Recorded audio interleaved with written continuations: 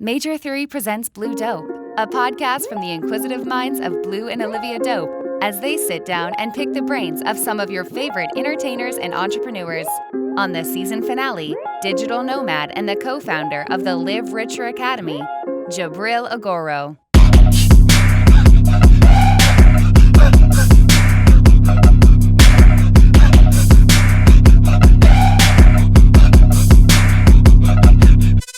Jubril, what's good?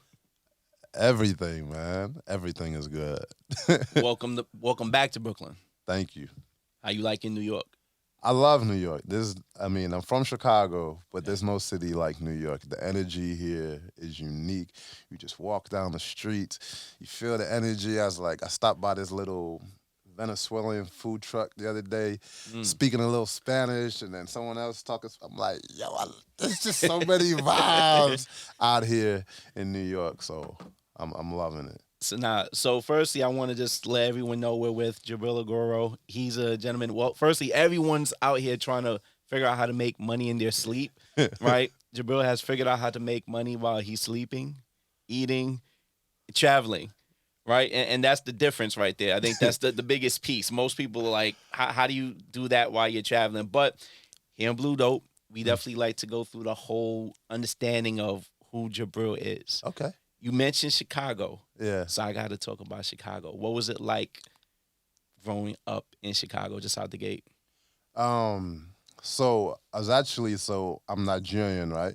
So I'm Nigerian. I was actually born in London. Oh, So wow. I was born in London. So I lived in England from 0 to 9 years old. Oh. And so growing up, I was like, hello, yeah, you right? Like, I had a little English accent. And then, I got lucky. I had some amazing foster parents. So for the first 9 years of my life, so I had these amazing foster parents. And then when I was 9, my mom was like, yo, I'm ready. It's that time. Oh, wow. Yeah, and then so that's when we moved to Chicago with my mom, and then we moved on to the north side, and then my uncle and his wife and his 3 kids, so they had like a 2-bedroom. So then me, my mom, and my brother, sleeping on the pull-out couch in Chicago. But my mom, she's just like, well, be careful, this Chicago, that boy just got shot the other day. You be careful, man. You come back home on time. Do you hear me? All right. And then, so that was like my introduction to Chicago. I was just kind of spooked. I was like, damn, like, telling me all these stories. I was like, why do you want to shoot me? Exactly. I'm not. And then, so, like, that was just a whole culture shock for me coming to Chicago. And then, so that was like my introduction. So I want to understand right there. So, like, in London, like, your foster family, like, what kind of lifestyle did you live with them before you got to Chicago? Yeah, so we had it was like a 3-bedroom townhouse, very, very blue collar, workers, like, so if I'm guessing like the equivalent in the US, I don't know how much they're probably making, like, in today's time, maybe like 30,000-40,000 a year. Okay. So, like, still, it was like people kind of shit on it, like that area, like, I had a very structured, stable situation. So were you kind of in the hood of London? Is that what it was? This is a place called Portsmouth in the south of England, and it wasn't like my foster parents were white, but it was if people wanted what they're like. Not the most desirable part. Got it. Okay. But I think it's beautiful. And so that really shaped me. That's the first 9 years of my life. Yeah. And so I was playing soccer every day, doing track and field, and that was my whole thing, like, growing up. Kind of like started getting some national attention young, like, for like soccer. And then, but when I moved to Chicago, and then I was like, yeah, you want to play some football? They're like, the fuck? They're like, we don't play that here. Where's the basketball? That was American football. Like, yeah. So they was like, yo, we don't do that around here. This London bridge boy over here. What he doing out here? And then, so that's what I was like, all right, man, I want to be like Mike.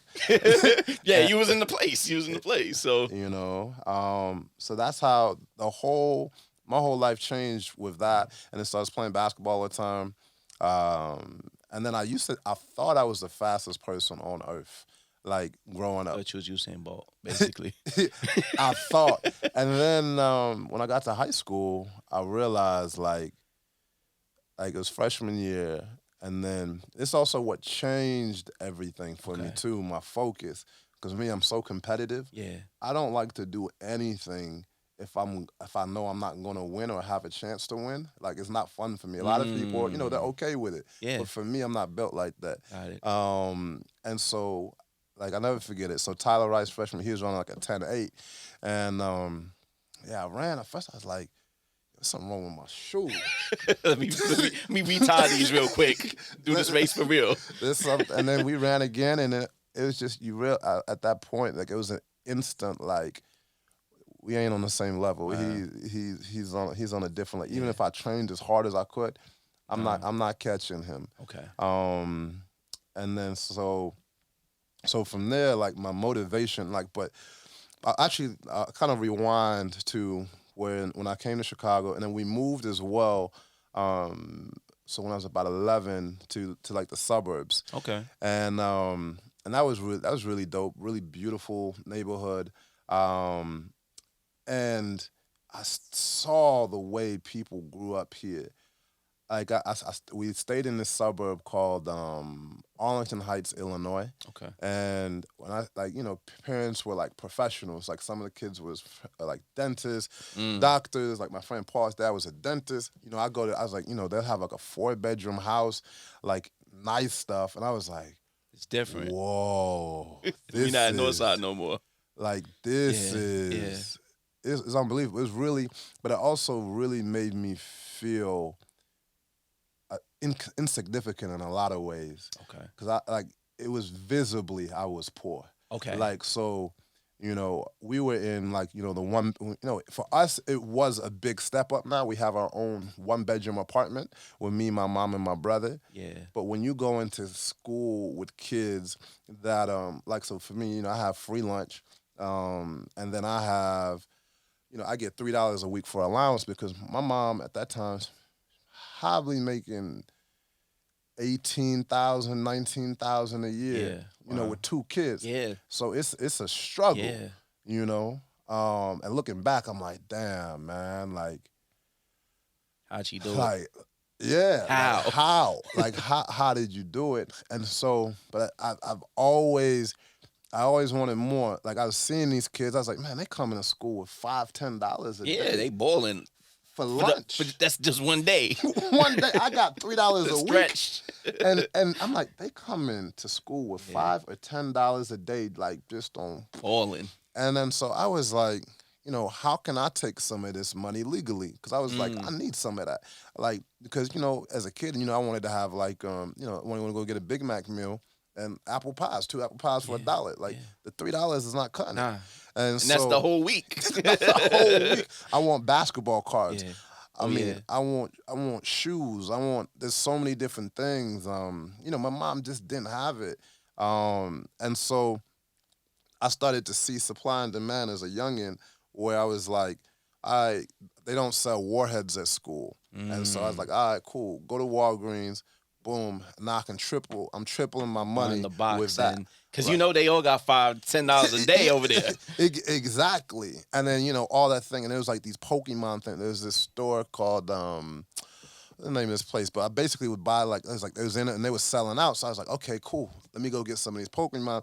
And those was like, I'd sell those for like 5, sometimes 5 at 6X of what I was getting them for. Yeah. And that wasn't nothing to them. They're like, okay, cool. I'll give you $20. I was like, okay, cool. And so I became obsessed with like business. I didn't understand if that's what business was at like, But you were doing it. You were doing business. I mean, even similar story for me. Like back in high school, for me at the time, CD burners had just not really become a thing. And I went to high school in Flatbush, Brooklyn. Yeah. So I used to go on Flatbush Junction. I had one store that would sell me the CDs early. Yeah. So I was bootlegging like the guys in the corner, but I was bringing it into the lunchroom, flipping it, making like $200, $300 a week in high school selling CDs, just bootlegs. Yeah. So it's the same type of thing. You realize that, hey, there's people, they will spend something, and you got the product. Yeah, bro. The CDs, that was my next evolution See. After the candy and all that. So back then, with Napster and everything. So I was on Napster. I was like, Yup. music industry, LimeWire. don't come for me. Yeah. It's past the time. Like, what's the word called? It's past the 7 years or whatever it is. We good. And then and I would like they would make a list of the songs that they wanted. Mixtape. Yeah, and then I'd put an intro. I'd be like, "Yo, this CD for my dog Jose for the Woody Woo," and then I'd have like an outro. I was like, "I hope you enjoyed the CD. Tell all your friends about it." Da da. Custom. Yeah. Custom. And so, man, so when you said the CDs, Yes. that was that was the next evolution, to things. Facts. So you start figuring out business. Yeah. Right. Were you starting to study that in school or anything, or did it kind of draw you to figure it out more, or did you just kind of get like a thirst for it by yourself and dig deeper into it? No, yeah, just like I say, a knack for it, and then and also just repetition over time of just learning things. I was incredibly curious kid. I was like, yo, how does this work? How does that work? And so the thing that really changed everything for me, like in a big way, because before I truly believed if I didn't go on to university, my life wouldn't be shit. And so it's like that was my only belief growing up. Even though I was a little knucklehead, but I knew deep down, I was like, yo, if I don't go get these good grades, if I don't go to university, if I don't do that, I'm not gonna be able to have the life that I want. Yeah. And so that was still school was my plan, but then once I saw the numbers coming into my PayPal From eBay. So I started selling. I got these weight loss supplements. Well, first I did Sonic the Hedgehog. So Sonic the Hedgehog was the first. They had this dollar store called Waldo's. Okay. And then so I got this. They had Sonic, Tails, and Knuckles. I'd buy them for $1, and they were these collectible type of things on eBay. So they were going from anywhere from $15 to $20. And then so I was putting them up. And then back then, you won't even really buy it nows and stuff. They a lot of people were just bidding. And then so I was just there, just watching. Just waiting. Ooh, it's at 15. Ooh, it's and it's coming down to the ending. Yeah. It's just so exciting, and it's I got hooked. Okay. And then, but after I sold all the products, there was nothing else for me to move. So I had to start looking. I was like, what else can I flip? What's something consistent? And then I was like, obviously, there's a lot of big people in this world. America love to feed their people. Yeah. And so I saw the weight loss supplements, and I was like, oh, snap. There's a lot of big people out here. So let me get these. And so I was like, so I saw the one guy. There wasn't much I was like, okay. So I messaged him, and I'm like, man, this is the internet, bro. I don't know if your products are safe. Where do you get these from? Are they even FDA approved? And then so he's like, no, I got the wholesaler here. I was like, thank you. Okay. And so that's how I got my connect. Nice. Legally. This is the legal drug route. Yes. Selling pills. Yes. And so from there, I was getting them for $2 a bottle, right? And then I was selling them for anywhere from $15 to $20 a bottle. Okay. And here's the thing I figured out as well: free shipping. Mm-hmm. If you buy 4 or more, I was giving you free shipping. And so people were ordering Bulk. 4 or more all the time. It's so crazy. People don't want to pay for shipping. It's just this mental block. Mental block. Yeah. And so I was like, and then so yeah, while in high school, I broke my first, 5-figure month. And that's 5 figures in high school. Yeah, 5 Selling figures a month. selling fat loss pills. Yes. Online. Yes. So forget school. I'm gonna rush home. I might cut the last 2 classes. Gotta pick and pack these orders. Garbage bag. I literally go to the post office with garbage bags full of packages every day. Wow. And it just changed my mindset to I was like, okay, before I was dealing with a local economy, right? Selling in my school, and I realized, wow, I have a worldwide place in my family. And I also started selling to the United Kingdom. Shipping was really cheap to get the products there. It didn't take too long. And at the time, also that's when I started to learn the difference between currencies and exchange rate. So I think sometimes when we're in a bubble, people might not, they're like, why do I even care about different currencies, whatever? I'm in America, all I do is spend dollars, but when you understand things on a more global level and how all the different currencies, so it's like the same products I was doing, like the exchange went crazy in the UK. And so then I was actually making closer to like 20, like 23. And you were probably still cheaper than the local competition for them. So it's more for you, less to them, all good. Exactly. And so that was the thing that opened my whole eyes to the internet business.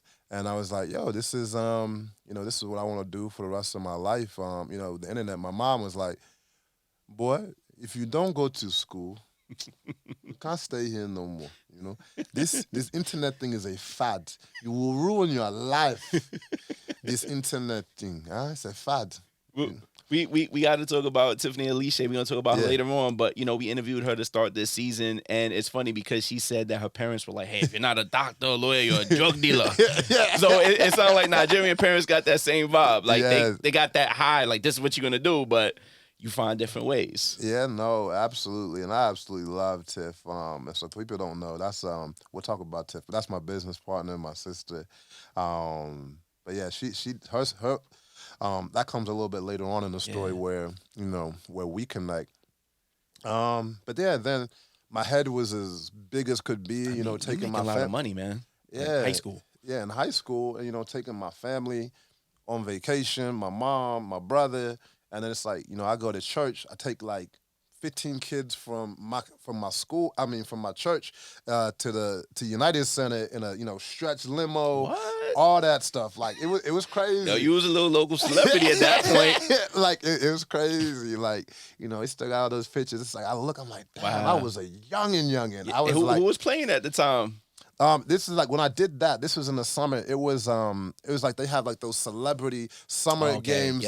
Yes. And then I remember Mario was there at the time, and he's like, man, looked like a cool group over. He came over, like took pictures with all the kids and stuff. Nice. So that was hella dope, man. And then I called the next stage being humbled. Okay.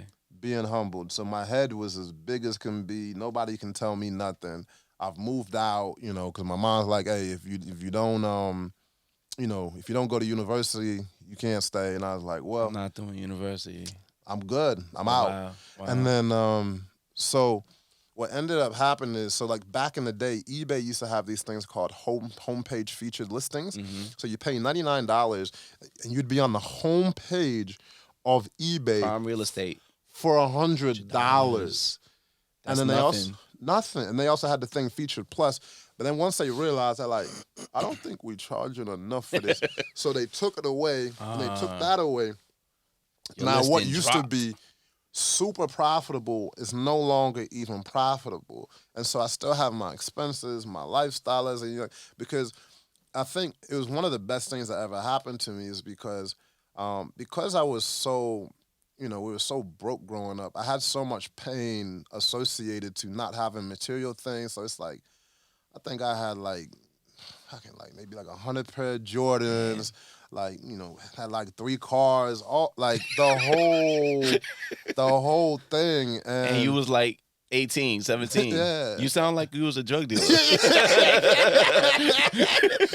North Chicago, you was rolling. They was like, yo, what Jubril doing? No, even my math teacher, he's like, yo, I don't know what you're doing. I just hope you know what you're doing. Like, pull up to school nicer than the teachers. I had my Camaro. I had the chameleon paint job, everything. Yeah, you was living like a rapper, bro. You was living like a rapper trapper.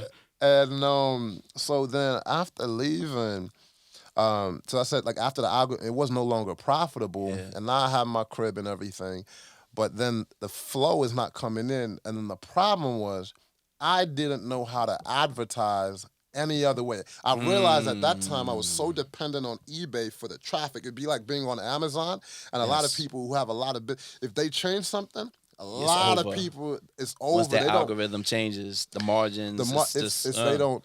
And so it was one of the best things, right? Because now I ended up, because a lot of my shoes were like dead stock condition. I barely wore. Yeah. So the good thing about those is like I was able to sell them for like the same price or more than I bought them. right? Yeah. Ended up getting rid of my car because I was like, man, before I was like, and so it was just Anyone bought that chameleon paint job, Camaro? Someone bought it? of course, Yeah. like because it just got so bad because I was like, I ain't going back, and then before I know it, man, it got so bad that I was like, yeah, ma, I'm just here visiting.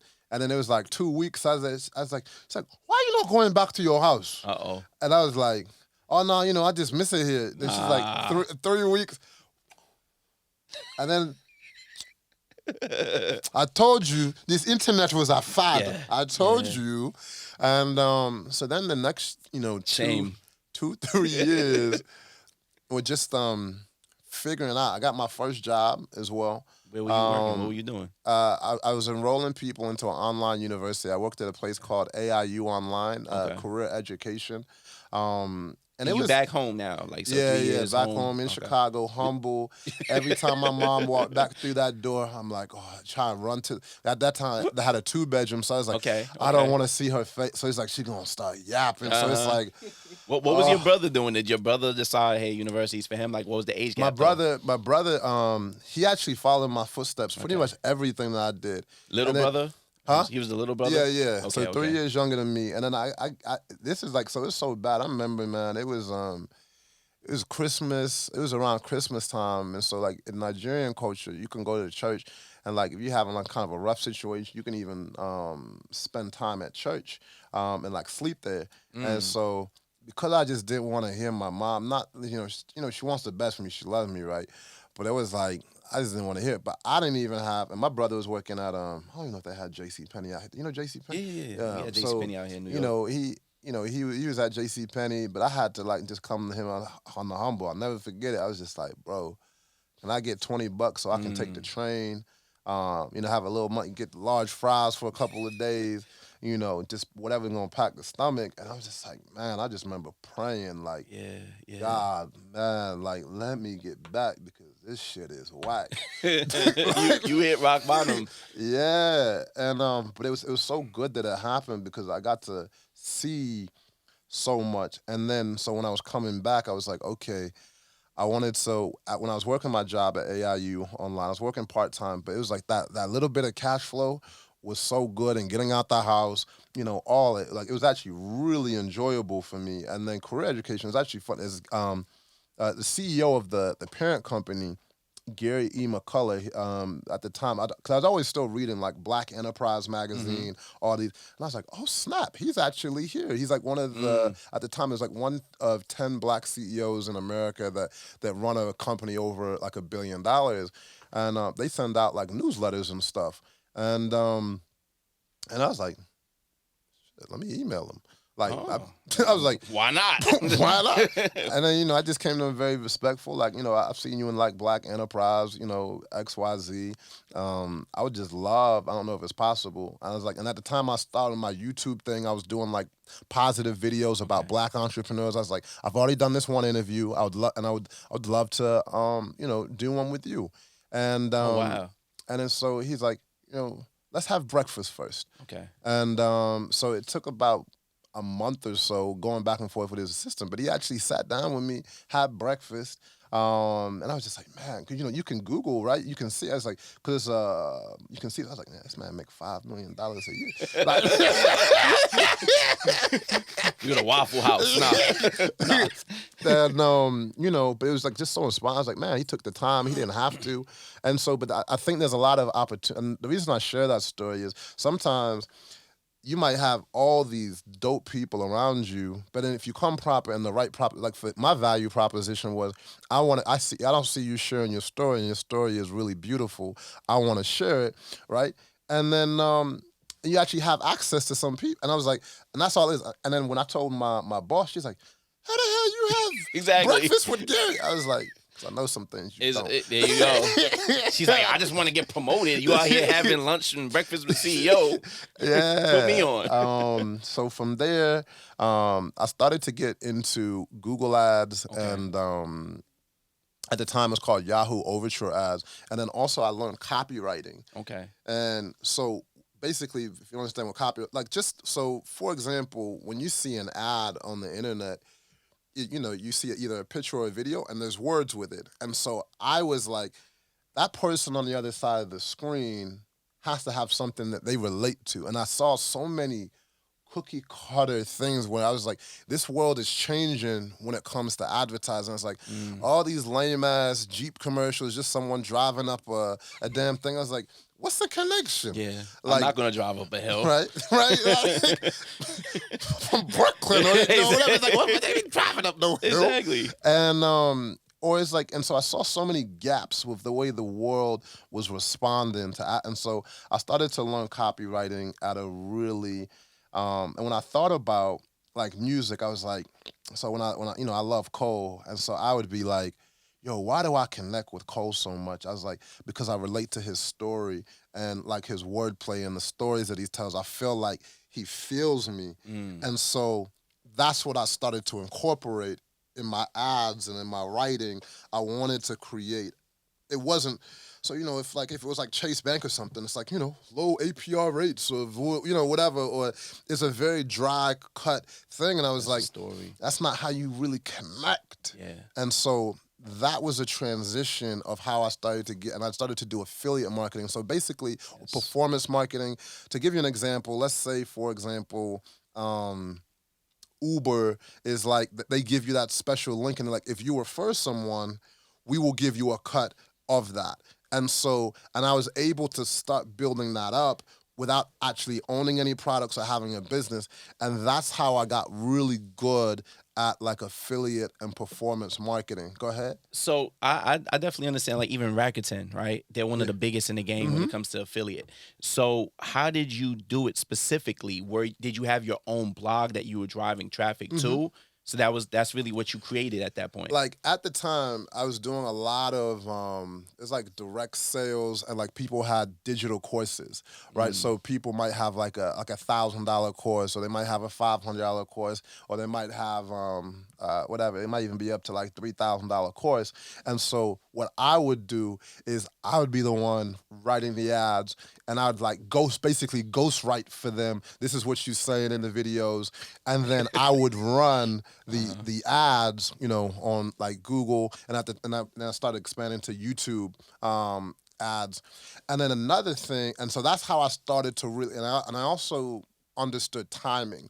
So timing is one of the most important things in life. So I'll never forget it, right? So when I started running the YouTube ads for like these digital products for some of my business partners back then, the ads were so cheap on YouTube ads, and this is even before YouTube was in the Google back office. This was YouTube pay-per-click was in the YouTube actual dashboard, and like you could do search traffic clicks for like big keywords, and they were like a penny, 2 pennies, 3 cents. Yeah. And I started to get back. I was starting to make 10, 15, 20 grand a month. Wow. And so, we talking net, or that's gross? Yeah. Wow. And then, so then I was like, that was this time when I started traveling the world in like 2010. Okay. Right. And then so when I went to visit my friends in Hawaii, and then I was living in Chicago, I was like, I've been out there for 2 weeks, and I was like, about 4 hours before my flight's about to leave, I'm running down the beach in great shape. A few girls giving me the look. I was like, I like it out here. And then sun shining, like y'all see me out here, and you know what's in the back already. And then so I was like, I actually logistically don't have to go home. But in my head, it was like a mental blockage of, if I don't go home, I'm not going to be consistent. I'm not going to do this. I'm not going to be doing that. And the other major plug was that my friends were there. They were leaving, and so it was also like that time, if you remember, like the bubble, the real estate bubble. Yeah, so like they were 2007, 08. 08, and then so 2010. They were completely upside down on their mortgage, and they weren't paying at their place. And they were staying in this place called Ko'olina in Hawaii. That's like where Obama and them go and stuff. Okay. Like nice stuff. They was balling out. Well, kind of. And then so they was like, yo, we leaving. We going to this next spot.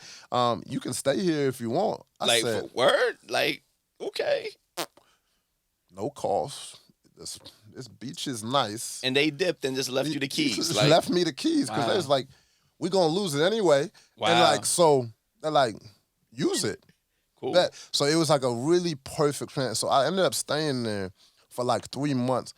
And that's what really inspired me to say, man, I really like traveling and staying long term because it's a sustainable. Now people, cause when I was telling people back then, I was like, yo, I work for my computer. They're like, but what do you mean? I was like, yeah. Like, and you worked for yourself. You were freelancing, basically, approaching these different companies. Let me take your business. I'm going to explode your business for you. Exactly. From your computer. Yeah. But like talking to people like in the street, they're just like, oh, so you're in the military? It's like, no. I was like, I work from, they're like, but what do you mean? I was like, yes. Like, I run after like, it's like, but when you got to go home though? I was like, I don't. And so at that time, it wasn't really clicking because nobody was doing it. It was a very foreign concept. Now it's like, everybody, not everybody, but so many people work from home, obviously, after the pandemic and everything. So that's when I really started to figure out this thing. But I want to go back to timing. Okay. So I was making about $20,000. I was like, and I wasn't working much either. I was like, ads were going, and the people I was working with, they only could handle so many leads. So I was like, the smart thing to do at that time would have been to go get another project, just do that. Yeah. But I was like, I'm out here in Thailand. I'm out here going to. I was like, man, it's not fun. Money coming in, everything vibing, and so. But then over time, right? Things never got bad again. But what ended up happening is the prices of ads started, like right now, like those clicks I was getting in like 2010, probably like damn near $3-4 a click. That was a penny or two. Yeah. Wow. Yeah. And then when I got reminded was when I was 2000. What is this? It's probably maybe 6 years ago. I was in Chicago at this dentist conference, pulling up with my friend. They had a whole ad agencies there, like pitching dentists. And I was talking to him about Google AdWords. And they were an agency out here in New York. And then he was telling me, I was like, yo, man, time is, everything, ain't it? He's like, damn, yeah. He's like, bro, like dentures, like when he basically would do dentures, zip code 10001. He's like, now I pay $7 a click, right, for that. Crazy. But he's like, back in like, I think it was like 5 years before that, he's like, I was paying $1 a click. Yeah. So you're talking about a 700% increase. And so this is what happened I was like, so when Facebook came around, I was like, yo, your boy got experience. Boy not here to play games no more. Yeah. Like, I see this game. I know these low prices now are not gonna stay like this. I know how it's like real estate. Because it's like, more people come on, the value's gonna go up, supply and demand. Yeah. But the money you can make if you get in early. Yeah. That's it. It's over. It's a wrap. Which goes right back to your school days. It goes back to the little candies. Like, yeah. And so I got to give a big shout out to my so I'm kind of fast forward now into my story with Tiffany. So shout out to Tiffany the Budgetnista, New York Times bestseller out here on Good Morning America. Everything with straight hair, like books flying. Book is everywhere. Over 100,000 copies, man. Even your favorite rappers ain't even doing numbers like this. And so me and Tiff, we connected through a travel group on Facebook called Nomadness. It got started by my homegirl, Evita Robinson. Okay. And so we met in there. We would just always stay connected. And so Tiff, like and I was like, yo, Tiff, what you up to? Because at this point, I was doing a lot of different affiliate deals, and it was cool. It's making real good money. But I was like, yo, I want to do some legacy shit. And when I was watching Tiff, I was like, she's one of these, because a lot of people, no knock to the people I work with, but it was always like a thing of like, yo, how much money can we make? And it's like, there ain't no problem with that. Like, it's legal, everything good. But it's like, people operate different when it's like, how much money can I make versus like, how can I serve? And that's how I saw Tiffany navigate it. And I was, watching it from a distance. And then I started to do the research. I said, okay, you got these blogs like NerdWallet, all these different things. That's a source. Yeah. And then you got people like Susie Orman, Dave Ramsey, and Susie out here wilding on folks. And I was like, this is some of the most vulnerable times in their life. And then I just hear, are you stupid? How could you make such a financial decision? So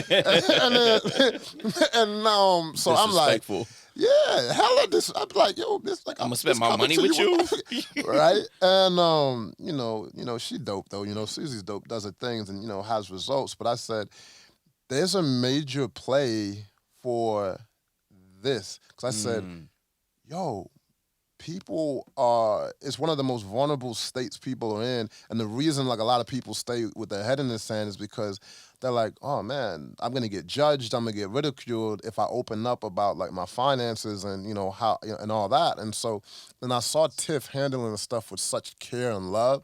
And then another thing was for Black women, right?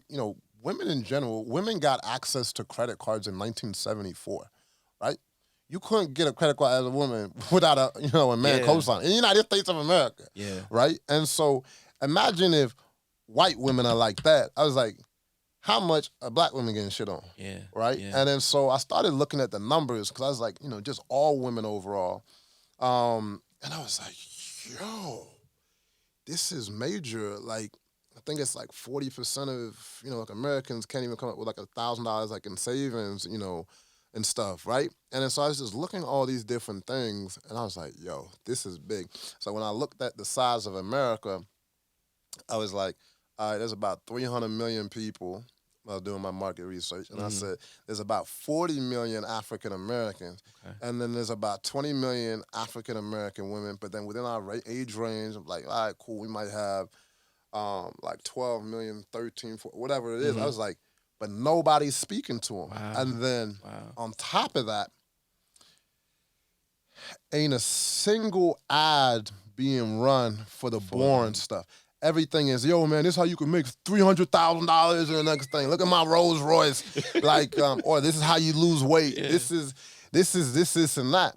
But nobody was talking about budgeting. Yeah. Nobody was talking about, and so this is 2014, 2015.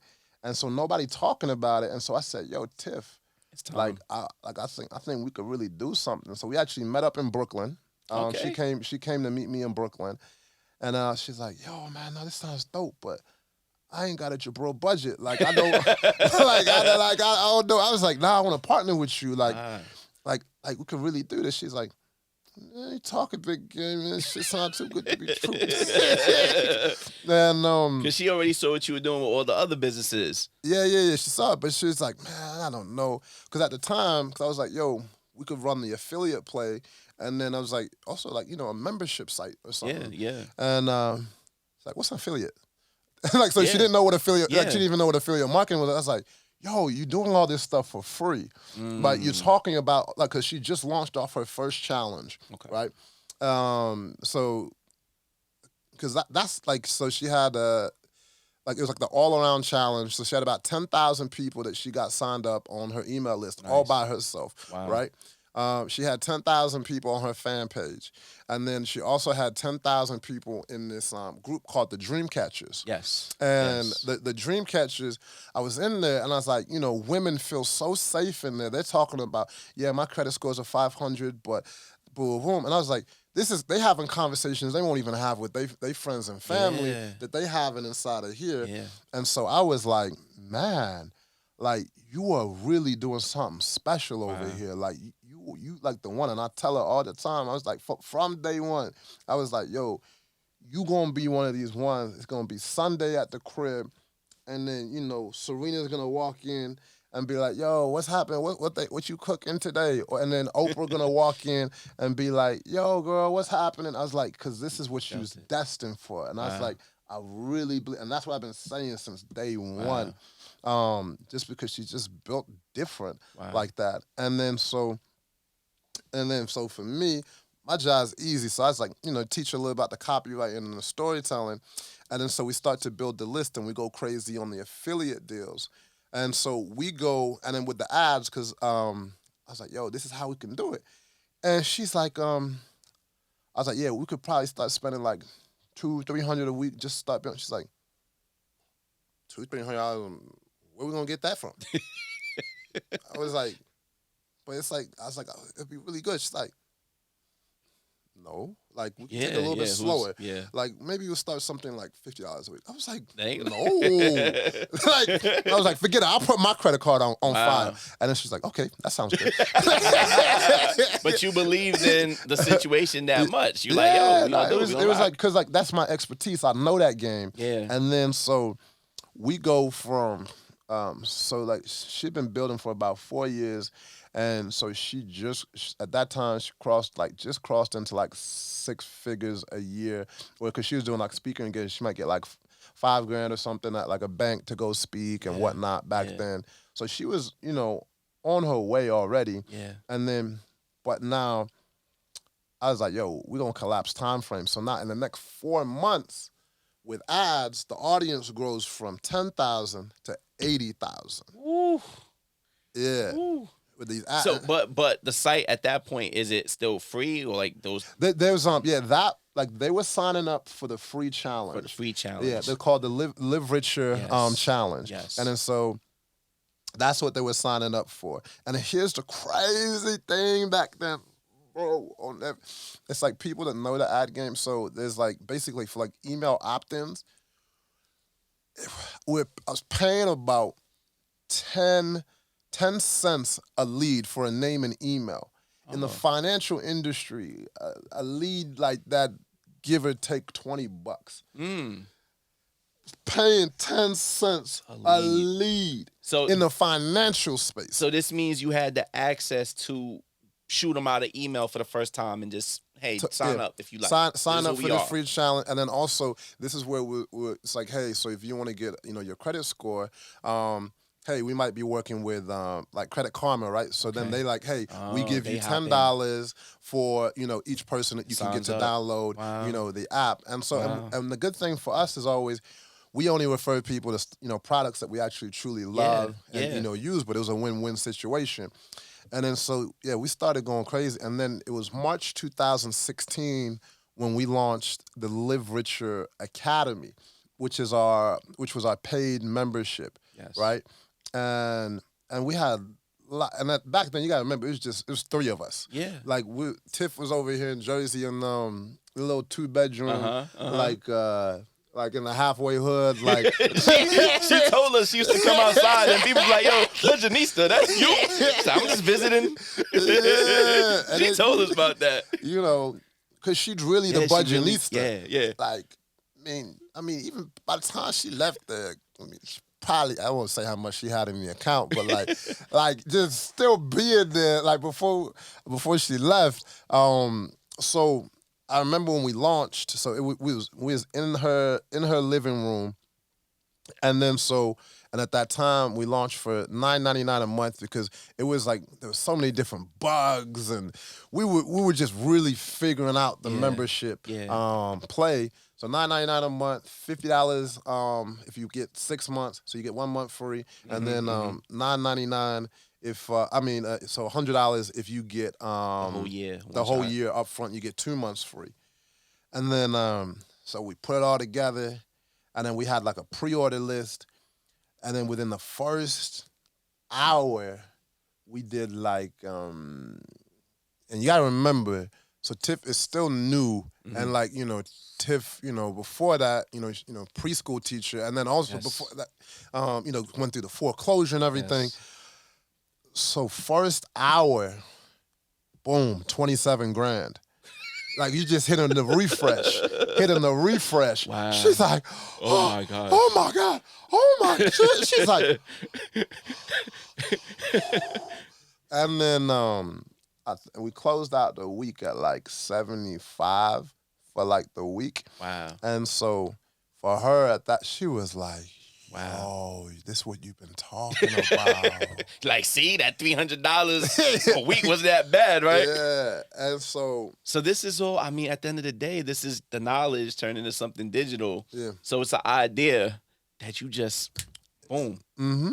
And that's the beautiful thing about it, man. And it's like then we we can continue to grow, over the years. Built an amazing team. And like, I gotta give a big shout out. We call them the Unicorn Squad because, beautiful black women that just be doing their thing.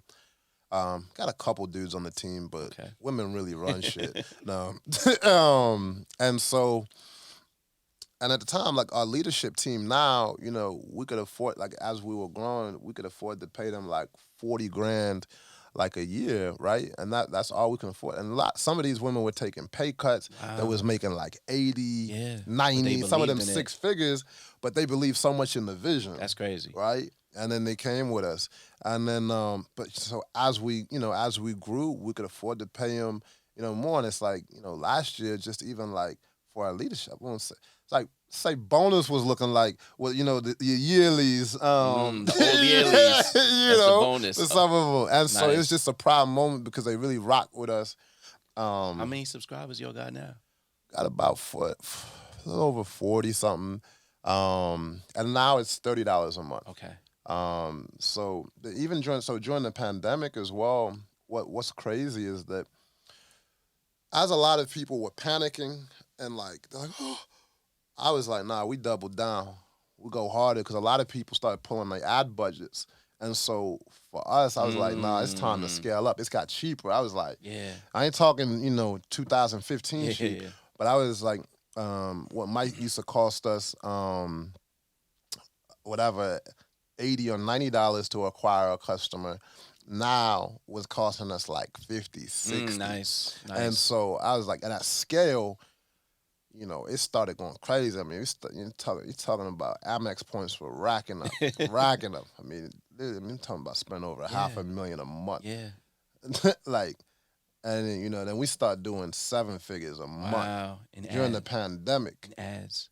And so it's like, things have gone. But the ROI was there. Yeah, and it's like, and the residual now, all these things, and it's like, and the thing I love is that so many people in the beginning were like, you can't do that, man, your prices are too low, you gotta have this and this. I was like, nah, you don't understand. I was like, nah, like I know this game. Yeah. Like just because you can't do it this way, don't tell me we can't do it over here Yeah. like this. And now a lot of them are like, oh my God, how you do this, how you do that.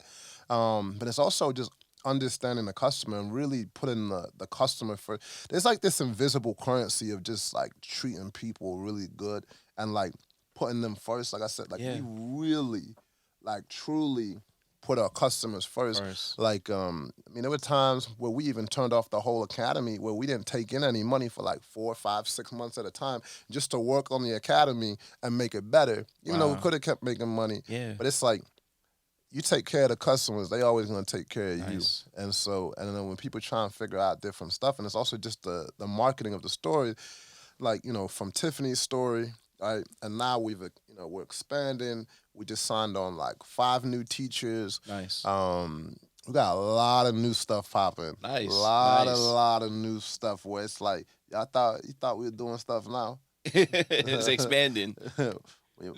So I want to understand because the term digital nomad, that's what a lot of people know you as. Yeah. Like you kind of came to this space early on. So it sounds like, I'm imagining you're doing all of this with Tiffany, you have everything going on, but you're traveling the world at the same time.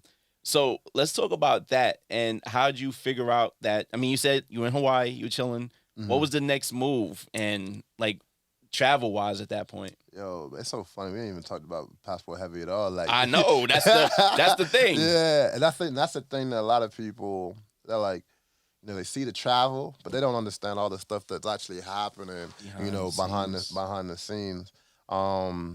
So it's even today, like in New York, people are like, I'm at Zara. I just like, I gotta go pick up a shirt real quick.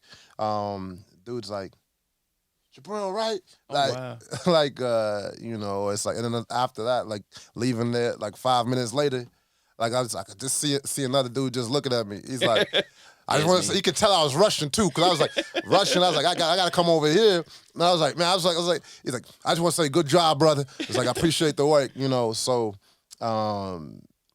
that's my currency with Passport Heavy. But how it started is I was going to these different locations, and so starting with just like a little $200-$300 camera, right? And I was like, I wanna show this. I was like, I'm experienced. So I'm in Colombia, and all I know is cartels, or it's like rappers. Oh, I'm the real plug. I'm the real. I'm down here in Medellin with the. I'm like, all right. And so that was my only perception. But then I had a few other people that I knew when I was in Thailand. They're like, nah, this Colombia is dope. Like you should check it out. And I was like, little white girl safe. I should be good. Like, I ain't gonna lie. I went to Cartagena and I was upset that it wasn't Escobar's place. I was in the wrong city. But yeah, Colombia's dope though. Yeah, and so I was like, yo, I'm having a beautiful experience. The people are amazing. Yeah. The food is good. The women are beautiful. All of these things, and I was like, I want to talk about this. I want to show people. And so, put out the video. And also, at the time, there wasn't really as much. Because you're talking now, like I started making videos, way before Passport Heavy. So you're talking about 2010. These are the videos not even on Passport Heavy. Yeah. Right? I was getting hundreds of thousands of views on those. And it might be like black people in Thailand, black people in Colombia. Because I just wanted to, I was like, what's the experience like for us? And so I was like, I can't be the only one curious. And so, putting out that content, really positive response. Was it driving revenue for you too? Mm-mm. Oh. Like there was a love project. Yeah, just true love project. Yeah. I just wanted to tell stories. And so, and I started to see the impact though. I remember Thailand, 2011, I went, and Chiang Mai, Thailand, this place, northern Thailand, it's the second biggest city in Thailand. I saw about 4 black people in about 4 months, right? Wow. And I was like, okay, every time. This was like the big head nod. What's up? Oh, yeah, yeah, I see you. It's not like, it's like, oh, so good to see you. And so from there, I put out the video, right? And then I don't go back for for 3 years. I go back in 2014, and I see about 4 black people a day. Nice. Right. So we just gonna put it out there. Your video might have had a little something to do with that, right? No, like a lot on to everything. do with it. Like 3 out of the 4 black people I'd see a day would come up and say, "Yo, like, you've had a big impact on me being out here." And so I realized, I was like, "Wow, like this content can really have an impact." And now you got whole black coaches out there, black communities in Chiang Mai, because it's also the cost of living, right? That's one of the most beautiful things about being a digital nomad, is that you can pick a place. So, for example, my apartment, so like in Chicago, like a 1-bedroom and like a dope ass, like, you got the doorman, the whole little dog park joint, and the gym, real fresh, fresh building. Like Chicago, 2,700 or so for a nice little 1-bedroom, 2,800. New York's even more, right? And so when I went to Thailand, I was like, what do you mean? No. They're like, yeah, that'd be $350 for the month. I was like, what, for the... How do I sign up for the year? I was like, they're like, yeah, $350 a month. They're like, it's actually one of the nicer places. Premier. Like, they're like, most places like 100. I was like, the building, the construction, like, it's like brand new. Good. Like how? Williamsburg. How? Sway, how? And then so I'm like, I was like, so I'm paying $350 for my place. I go out, pop a bottle, Jack Daniels in the club. They're like, yeah, that'd be $30. And you still making your American money while you're there. Like, let's not forget that part. So you say $350 for my rent. I can pop a bottle with a table for $30, $35, and then I rent like a nice little motorcycle out there for $100 a month. And then I go out and have a daily cleaner come to the crib for like $200 a month. And then I'm like, Why would I go Make it anywhere make else? sense. Yeah. And so that is another big thing. And the reason why people were staying out there and having like these whole communities. And so that was like really, and I was like, let me make videos about cost of living as well. Cause I was like, everybody want to be out here like Hove, Diddy, Drake, whatever. But the reality is not everyone got budgets like that. Like you have to live in reality. Instagram is not reality, right? And so I really get inspired to share like what's hip, because shit might even look more expensive than it is. And so I want to show people, I'm like, yo, no, this actually how much I'm paying. It's not as much as it looks. Yeah. And so I want to really put people on game, and so they can go and experience it. Right, because I was like, I want to see more of us out there. I want to see. You could have chose the other route. You could have been out there getting like a foot massage, chilling. Everyone's like, "Yo, Jubril doing it out there," but you were like, "Nah, come do it too." Yeah, and so that was kind of like how the video started, and then as my other businesses were growing, I could afford to hire like a full-time filmmaker, because like I'm trash when it comes to shooting and editing. Like it's a dream of mine, but it's just I can't do it. Like I've tried, I'll be there. I'm like, my brain just don't work in that way. And so when I was able to get my first full-time filmmaker to travel around the world with me, people in the comments like, damn, bro, this stuff nice. We can definitely tell the difference. We're not saying yours. No like, more GoPro. We can see the difference. And so and that's how the whole thing started spawning. And it's a true love, man. Like I enjoy going to different places. And the love that I receive, man, is unbelievable. You go where you're appreciated too, right? So it's like I dropped the Ghana joint, and people out there are just like, thank you so much. Like I get messages to this day all the time, like, yo, you've really impacted my business for featuring it in here. Bro, my suit tailor in Bangkok from the video feature, this man has done close to, I think he's at like $900,000 US dollars off of my mention from the video. My damn, and you've been doing that for free. This is for not free. Like out of love. Like you even tapped into that part. I just dropped Sausalito joint Sausalito video. The boat captain doubled his business. Already done 6 figures. That's crazy. In 6, for now the first. You gotta affiliate everyone now, like in a different way. It's a little different though. Yeah, I'm like, I just still do it for the love, and it's like.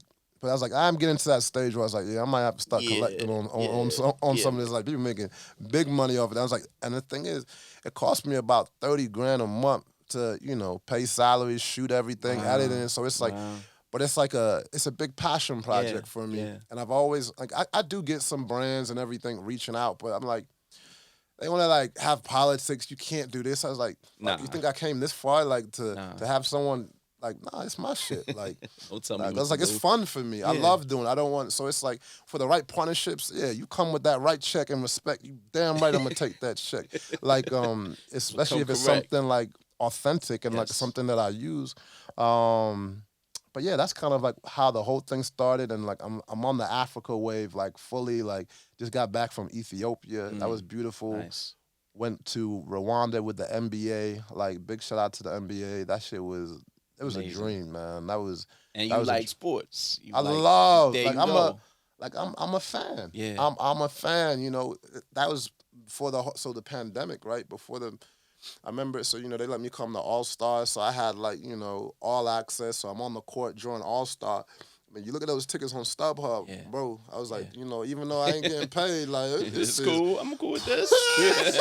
We here. It's just like a really beautiful. It's opened up so many doors.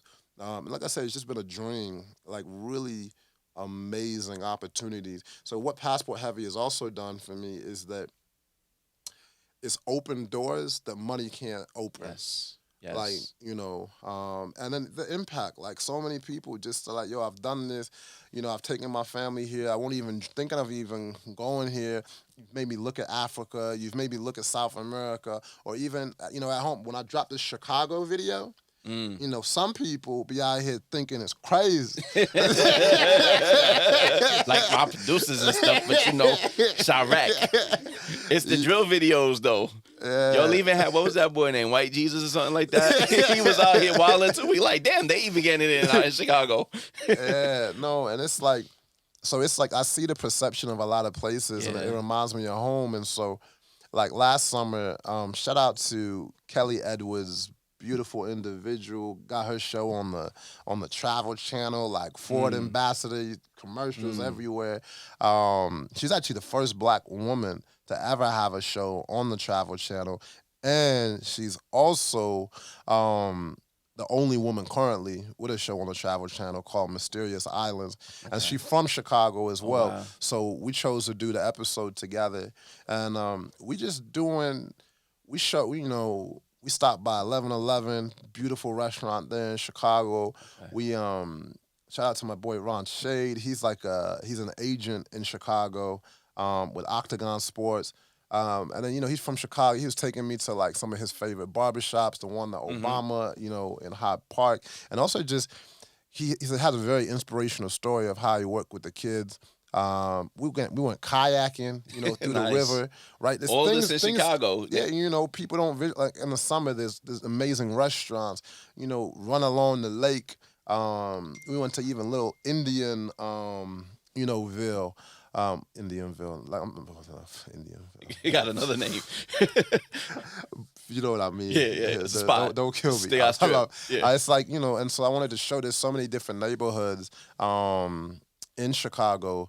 And so, I mean, even taking the yachting culture in Chicago is so big. And people don't realize how beautiful the city is. It's like, so, be out on the lake in the summer, it's there, and then you get to go through the for the river, and so you have all these skyscrapers you going through, especially sunset at night. Okay, you selling me? Like, yo, I'm telling you, when this video dropped, and then just so many positive individuals in the video, because there's so much more positivity in Chicago than not. Obviously, I'm not naive, right? When it comes, there's things I've even lost friends. Yeah.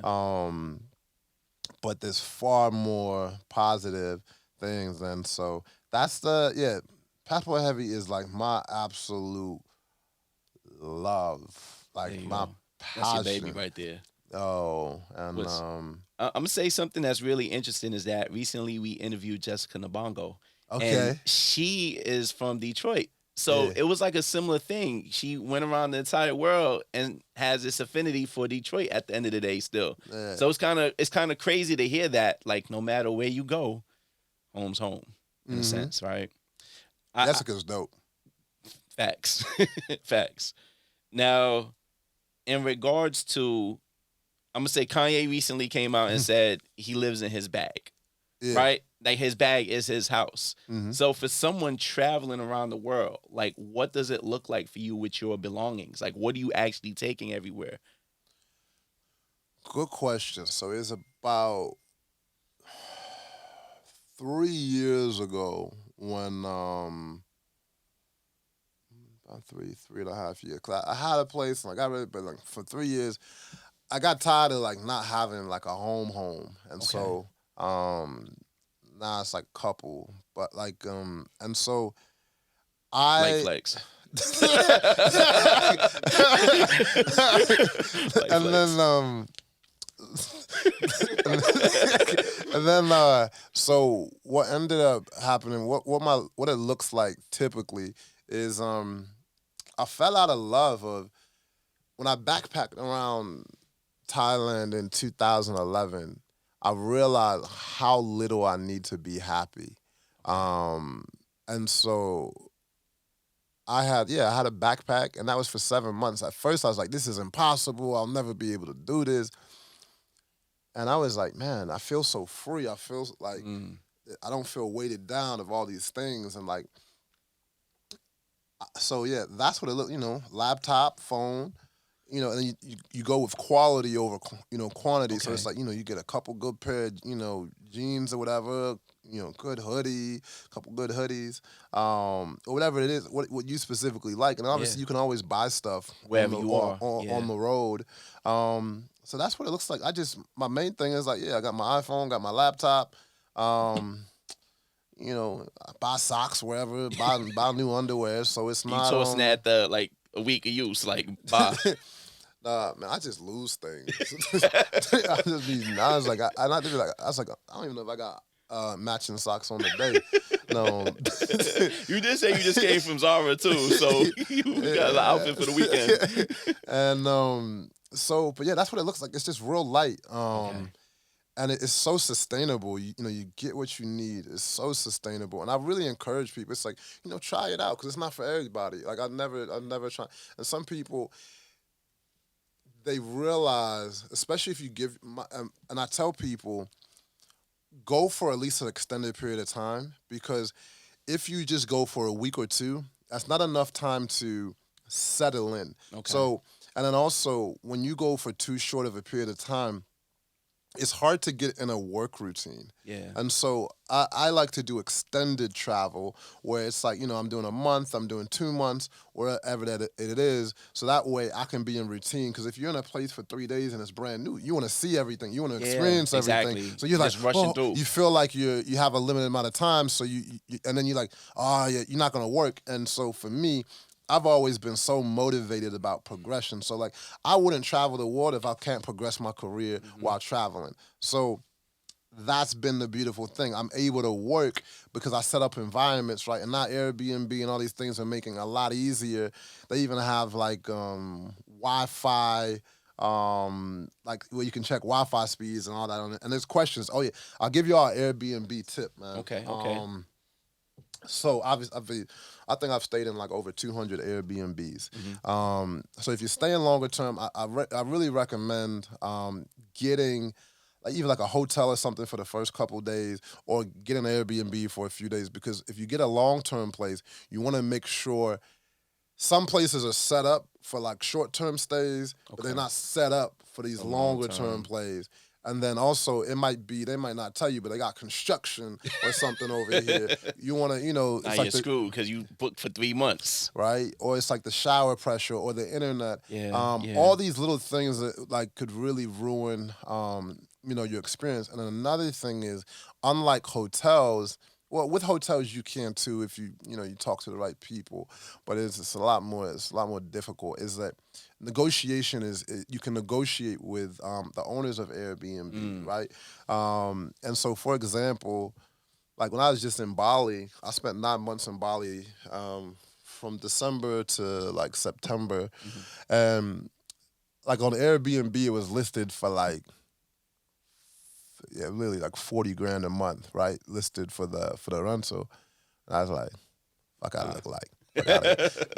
Man, and then It's like a palace already, though. It's not like a palace. yeah, and I was like, we in a pandemic. Who flying in right now? You seen the restrictions?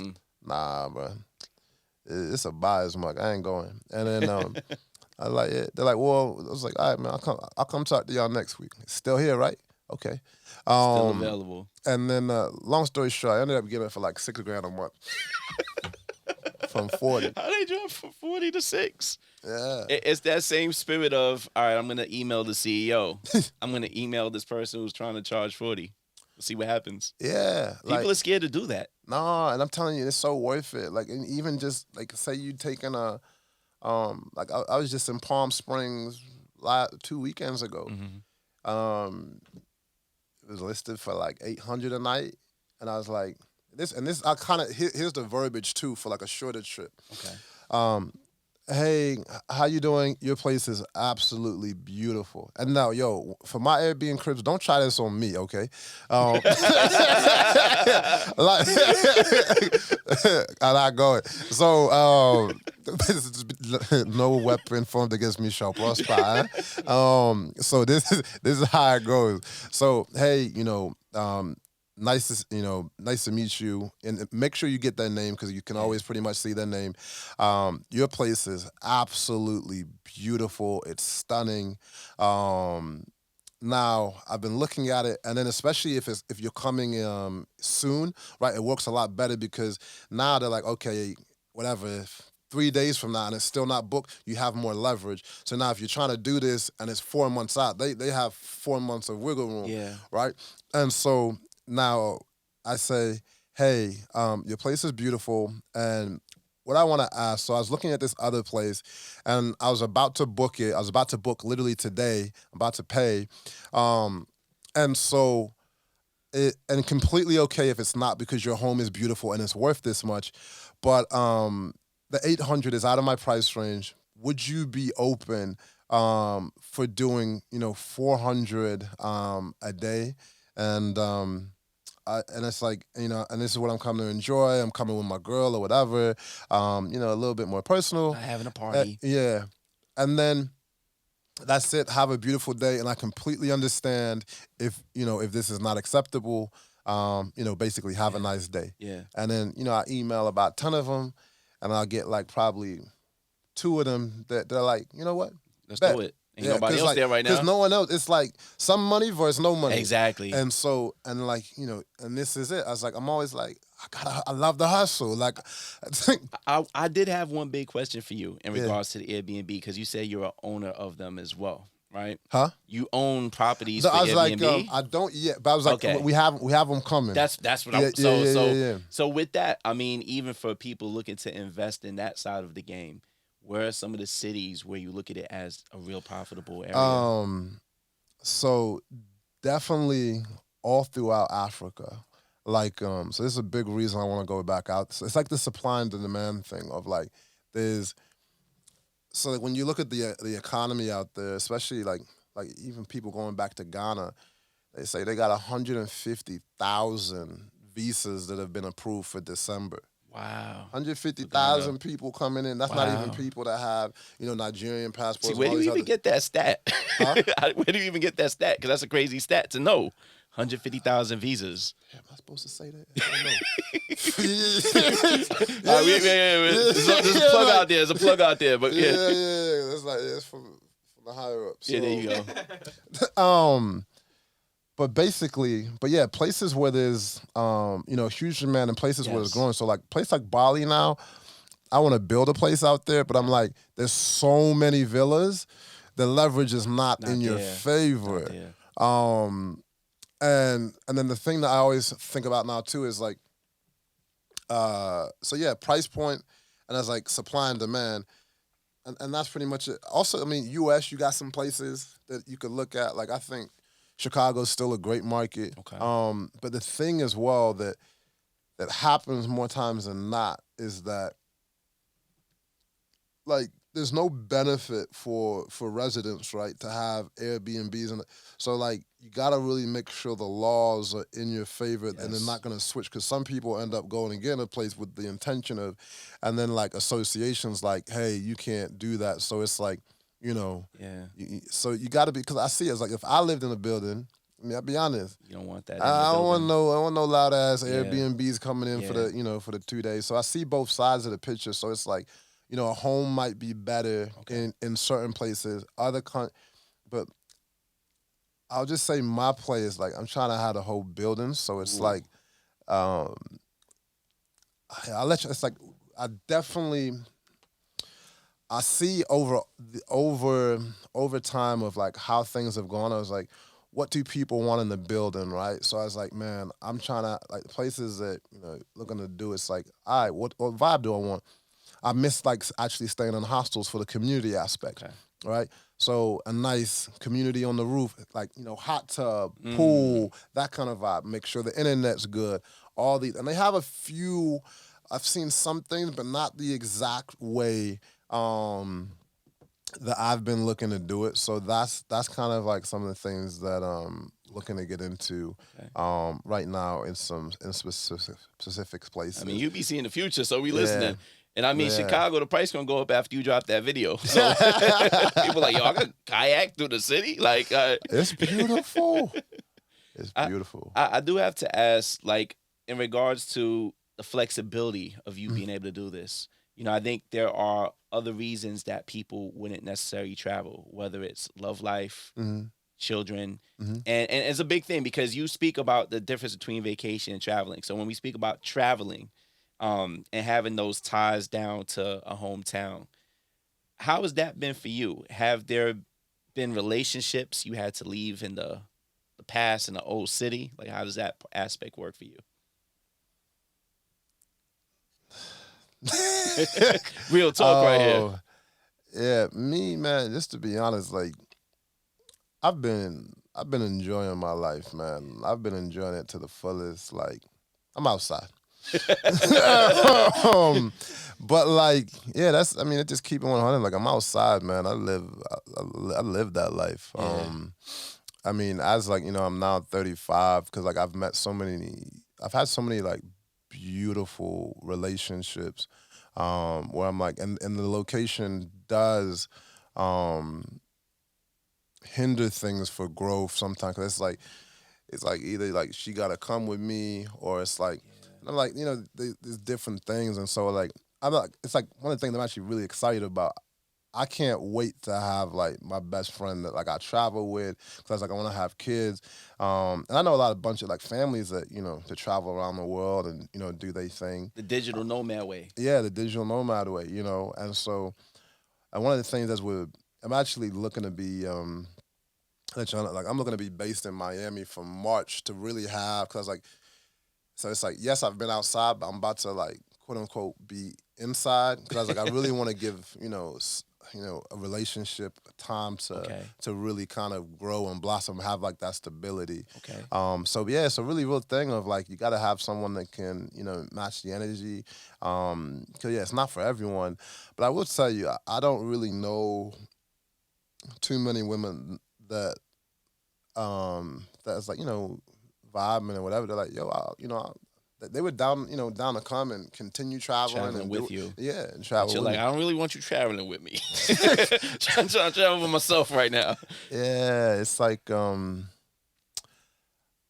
I don't know. I've had so many like beautiful and like because pretty much all the women that I've been with are like so intelligent. A lot of them got their own things going on. Like I can't really remember too many women that I've been with that don't make at least six figures. Like they they out here Doing that, doing yeah, doing it up. they thing. Um, so it's like they're not even a bird. It's like yeah, there's so much beauty in it, man. I've just been outside too much though. So I mean, do you see yourself like already like, hey, maybe 5, 10 years from now, you're gonna settle down, be one place with kids, or do you think, do you plan to have kids in the future? If you do, are they you gonna live the digital nomad life with them? Like, what's your Definitely a plans? base. Like I want my kids to have stability, so Okay. they're gonna have a base, but it's gonna be like it's definitely a hybrid. Like it's too for me, it's too boring to be in one place. Yeah. So it's like, yo, all right, we taking the kids. We about to go, hop to Accra for a little bit, I don't even know what that is. Ghana, Oh, okay. There you go. Accra, Ghana, Oh, or it's Accra. like, Okay. or we might. It's like, we're gonna go London for a little Okay. bit.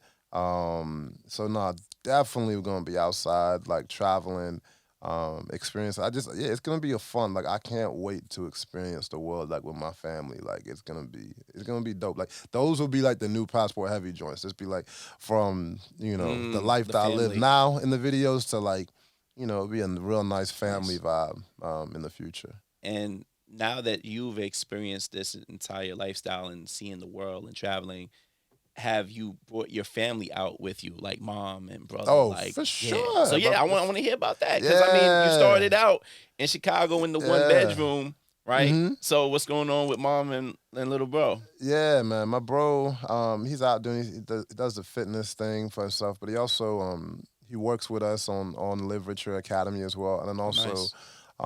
my marketing company. So he's doing his thing there. He's been traveling like he actually graduated university, but since 2013 he came on the road with me. I mean he been traveling nonstop. Like right now he in Wow. Bali, right? Like He's and he chilling out there. yeah he been there for since December as well, Dope. and he's like, bro, he's just stacking so much money, having Nice. fun, doing his like martial arts and everything out there. Um, and then my mom, yeah, she's dope. We got a lot of plays for my mom coming up. Um, I did something real cool for her. I'm not gonna talk about it, but let's say Okay. she's a little bit more comfortable now. Awesome. Um, and then yeah, she came out to Bali with us. It was so dope. Like she hit me like Jabril, I have like 4 days off of work. I was like, you wanna come to Bali? She's like, You buying the ticket? I leave today. She's on the plane that Say night. less.